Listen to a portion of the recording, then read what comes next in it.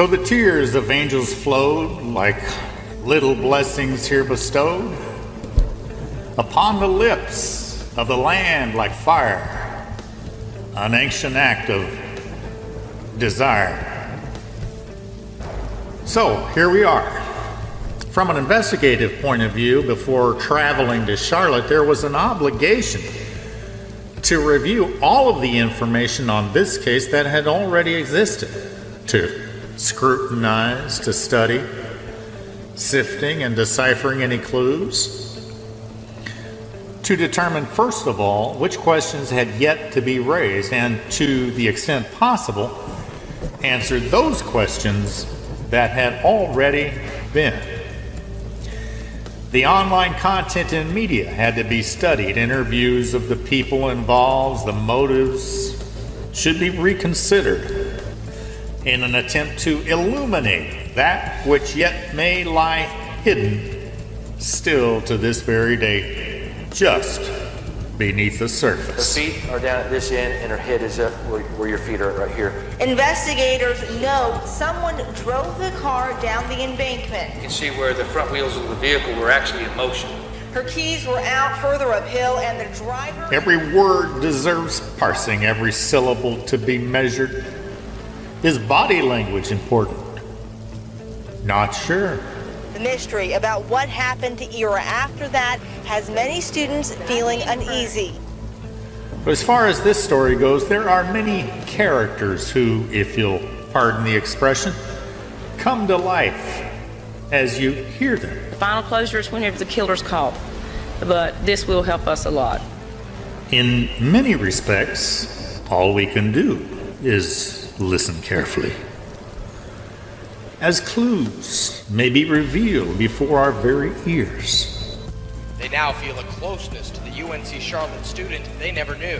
Finding out what a fantastic girl she was, you know. She's a terrific family, terrific friends. I mean, she's loved by everyone. I haven't seen a picture of her yet where she wasn't smiling.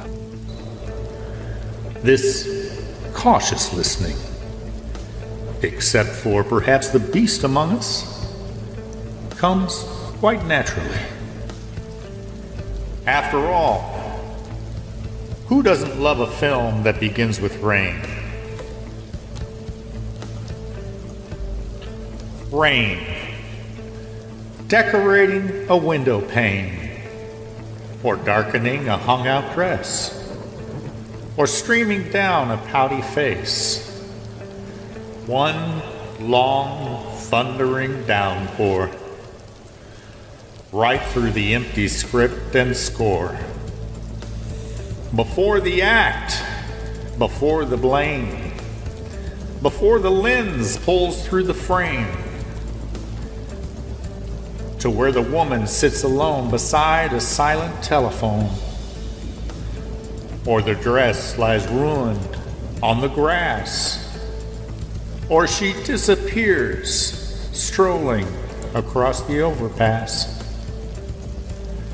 All things flow from that downpour along their fatal watercourse. However bad or way too long, such a film can do no wrong.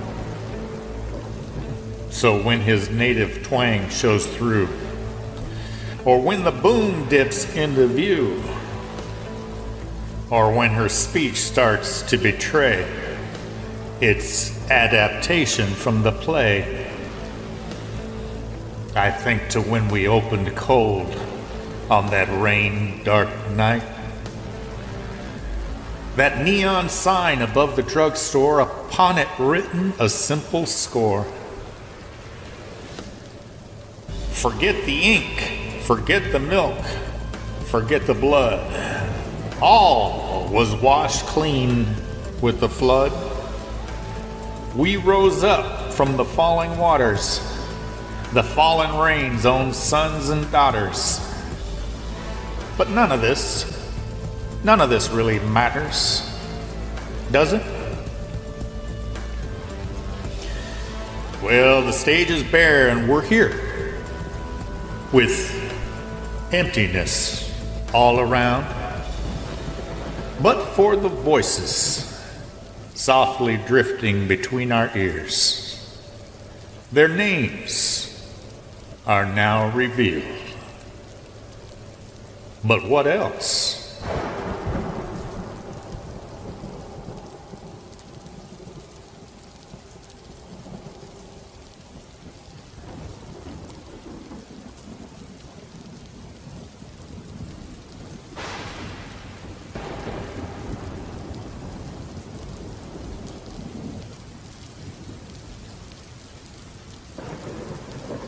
Detective Terry with the Mount Holly Police Department. When the call came in, it was unclear exactly what was going on. We just knew it was on the river.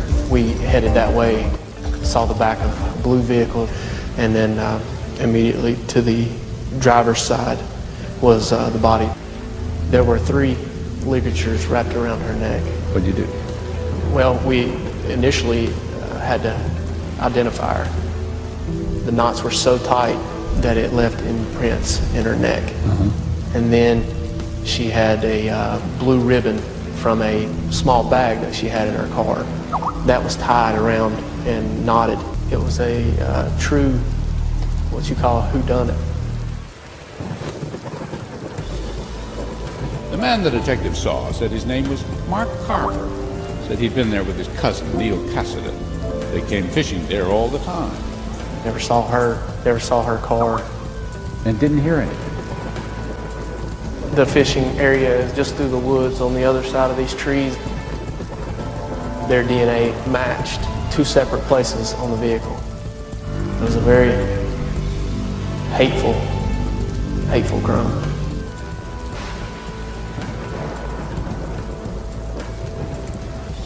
Ira's brother, Pavel. There was a police officer. He had sort of a somber look. And then he said, I'm afraid I have some bad news. And he told us that they found my sister. We couldn't believe it.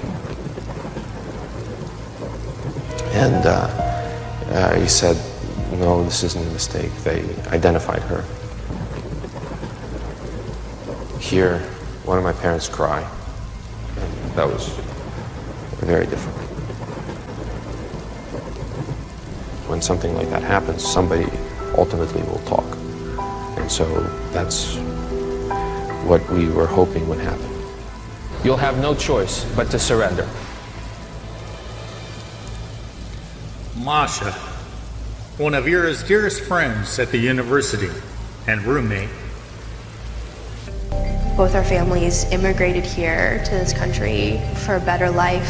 There was just so much about her that I've never met in anybody. Just the different combinations of like altruism, and it was impossible humor to not feel like you were the most important thing in the world. I just like started screaming. Sorry. Ira's ex-boyfriend, Jeremy. She had left a little like paperclip sculpture of like 2 people like holding hands on top of my calculator, and I just completely fall apart, and it's like you lose all the feeling in your legs, and I'm on the ground and I'm weeping for someone. The venerable Keith Morrison. Anybody would have thought Ira must have been killed in a sexual attack or a robbery. But there was no evidence that either of those things had happened. And something else. The car had clearly come hurtling down the embankment, but it crashed into a stump just short of the water. And yet, Ira's body was wet, like she'd been in the river. But how? Why? And had she then crawled or been pulled out? Ira ultimately died here, asphyxiated, clutching the grass beside her car.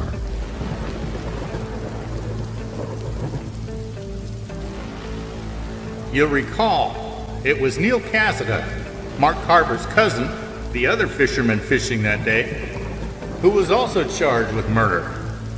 He died the day before his trial was to begin. His daughter, Amy.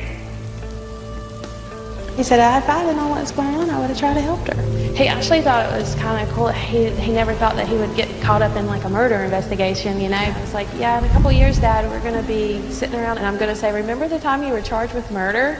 And so that was kind of like a funny moment for us. He was just fishing, that was it.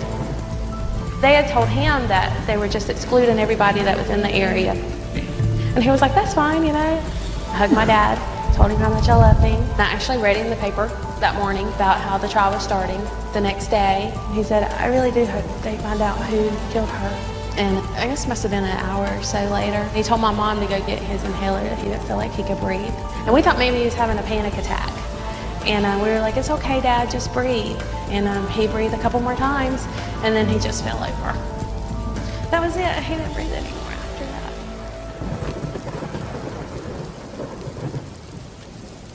Mark Carver, one of our main characters. If you can, talk to us about how this whole process began, how this thing led from you going fishing to you being behind bars. We went fishing, and we was down there and we heard a scream. And the next thing we know, all the stuff started coming. They showed up and they said there was a girl up there and stuff, you know. But we didn't know nothing about her being up there. What was your first contact with police after that? So you said you heard the scream, but you didn't know those screams. I didn't hear that scream, I heard scream. You heard what scream? Scream. Okay. And when you heard that, what did you think? They were scraping the road. Did you go over to check and see what was happening? I just kept fishing. How did you realize something was going on there? There's a boy on the jet ski started hollering, calling 911. We didn't do it. Ain't no way I done it. I've never seen her before in my life. If you could say something to this young woman's family right now, what would you say? I tell them I hate it happening. I want them to catch the right one. I feel sorry for her because I got two of them. Mark Carver's defense team. Lead attorney Brent Ratchford. He's ready. He's been ready for this day to come. So today's his day in court. Probably the most important week of his life. Mr. Carver was on disability due to carpal tunnel. Couldn't pick up a 5-pound weight and hold it. He had so little grip strength in his hands. Now, how can you hold down a young lady, wrap 3 ligatures around her neck when you don't have the grip strength to pick up a 5-pound weight and hold it constantly? These are individuals who had no criminal record. Criminal record, criminal record, criminal record, criminal record.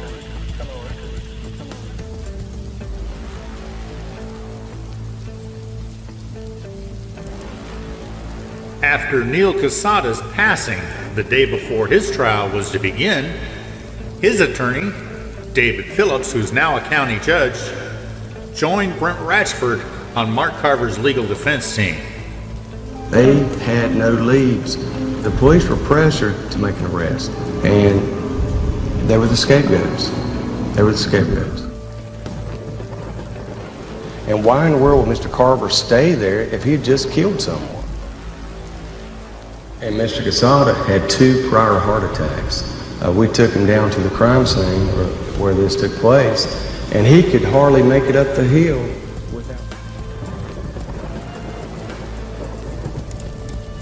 One of the lead attorneys prosecuting the case for the state, Stephanie Hamlin.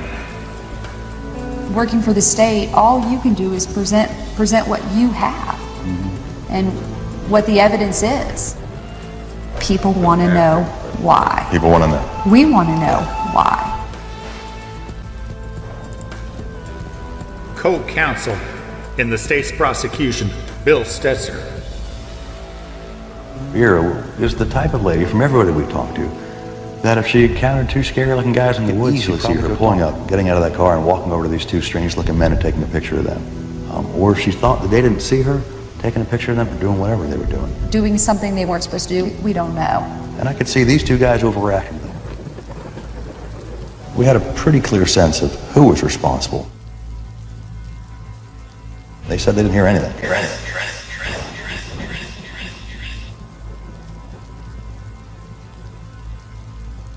We weren't going to be able to tell exactly what happened at that scene that day, and juries always want that. So I think we shared a lot of concern. It's obvious that Ira's body is soaking wet. We believe that at some point in time, she was put in the river.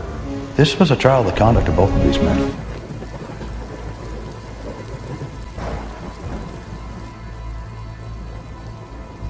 We like to talk to our knowns and then we work our way back in. By knowns, you mean the things that are easily discernible about a person's life, so you can start eliminating That's right. Possibilities like boyfriends, for example. Boyfriends, family, friends.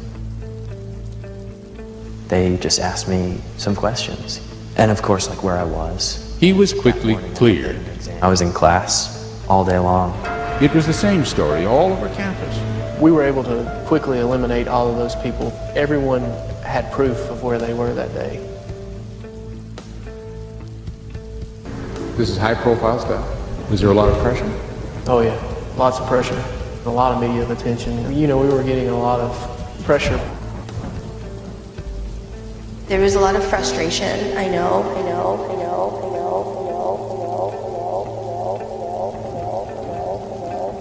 He was trying to think of anything in his mind that he could tell them that could maybe help them with a time frame or something like that.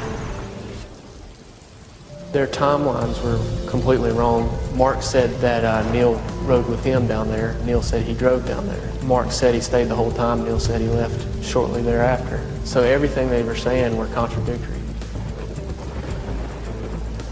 The times changed. What he did not.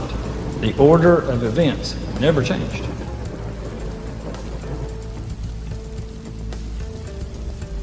The times may differ as to what time you got there, as to what time you did this. That's because he doesn't wear a watch. Everything suddenly was so much alike, it was uncanny. They now agreed with each other completely. That's right. They went from the witness pool to the suspect pool.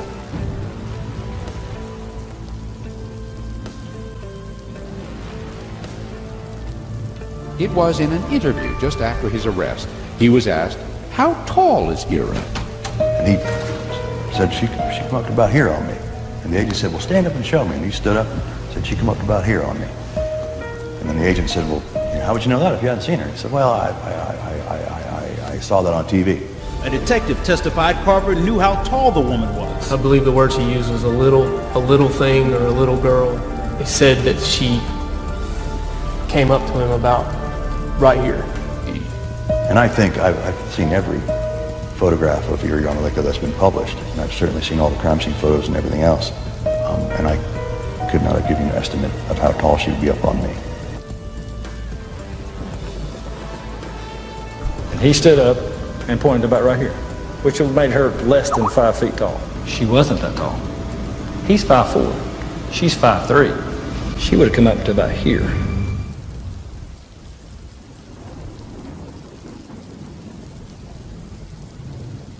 He was really sweet. He was kind. He loved to fish. That was one thing that he always did, like all the time. Good men go fishing. You go fishing, you stay out of trouble. He would always say that. He didn't have to tell me he didn't do it, because I knew him. And I knew that he wasn't capable or something like that. Mark was nice. He always took care of his girls. He was just very soft-spoken and a nice guy. Neither one of them made sense. Neither one of them, it made sense. We were shocked. We couldn't believe that it happened. Families are supposed to love their families, and wives and daughters and mothers are supposed to say good things about their sons and husbands. There were hours and hours of phone calls. A few of them really made you think, wow. Like what? At some point, he was talking to his wife, and he all of a sudden said, Kay, are you mad at me, or are you bad at me for what I've done? He was just sorry that he wasn't there for us, that we were having to go through this.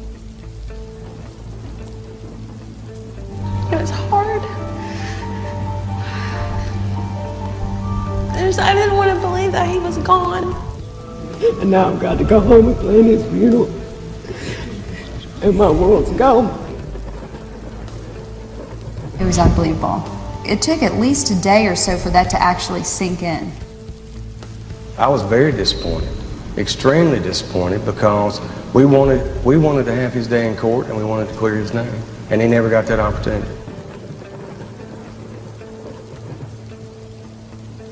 There's no motive, absolutely no motive whatsoever why they would kill her. There's no sexual assault on Miss Yarmolenko. There's no robbery.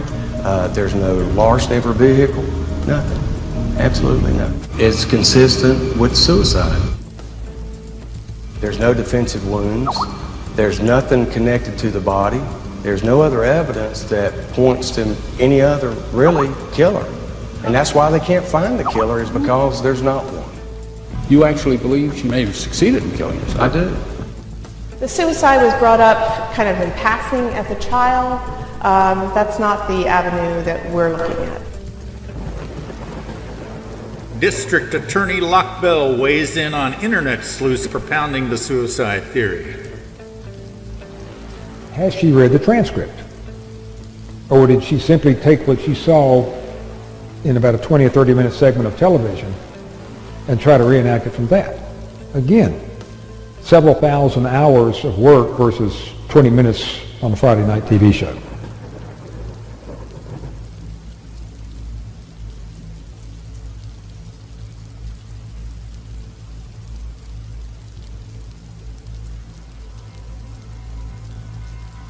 And nearly 3 years after the murder of Ira Yarmolenko, here it was. The state of North Carolina versus Mark Carver, guilty of first-degree murder. This is your verdict, so say you are. Do you still... Mark Carver, guilty of first-degree murder. Clearly, the jury discounted the suicide theory, just as the police did, considered it physically impossible. No one could do that to themselves. Mr. Carver, would you stand, please, sir? Carver was sentenced on the spot to life in prison. Sense of just tremendous relief. And a victory for a young detective in his first big case. It was a very touching moment, you know, being able to turn around and look at her mom, look at her dad and say, you know, we got him.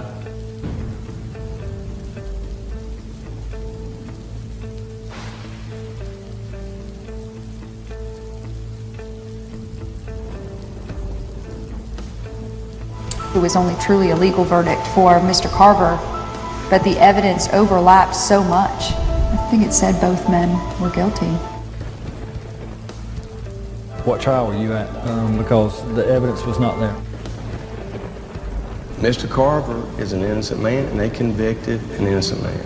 So, in your view, one innocent man is dead, the other innocent man's in prison? Absolutely.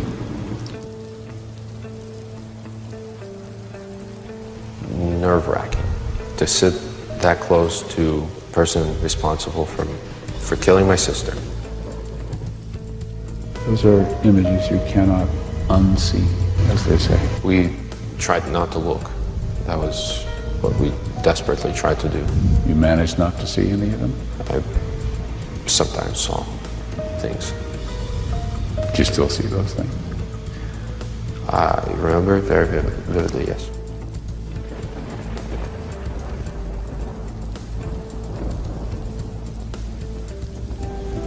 We were a musical family, and then it took us a really long time to restart playing music. There's a lot of that sort of recovery that we'll be probably going through for the rest of our lives.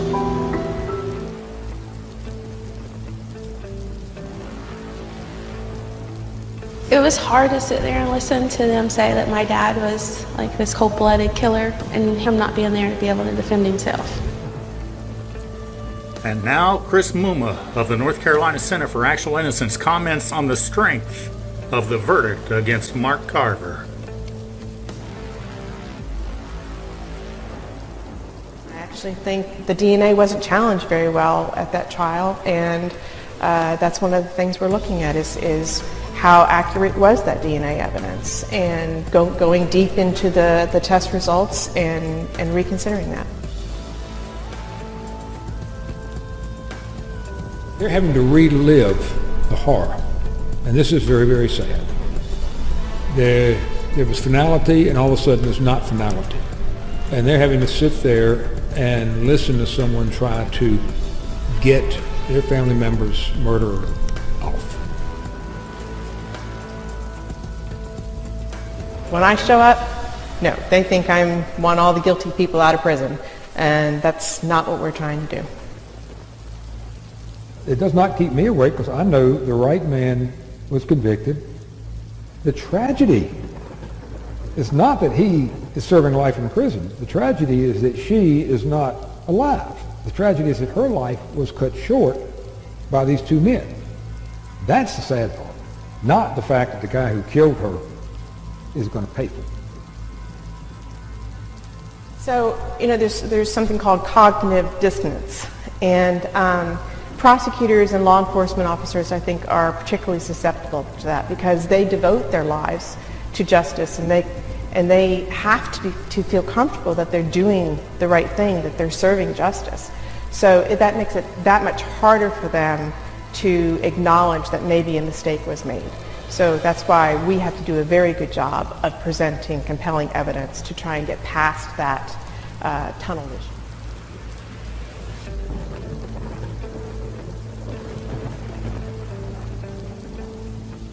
There may be another killer.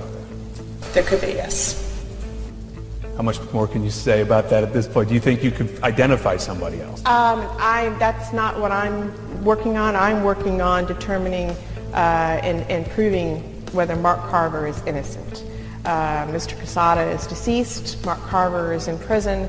And I believe there is evidence that will definitively prove his innocence.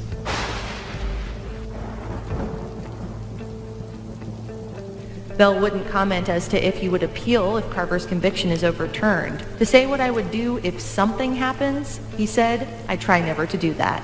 For WFAE News, I'm Sarah D'Elia in Gaston County.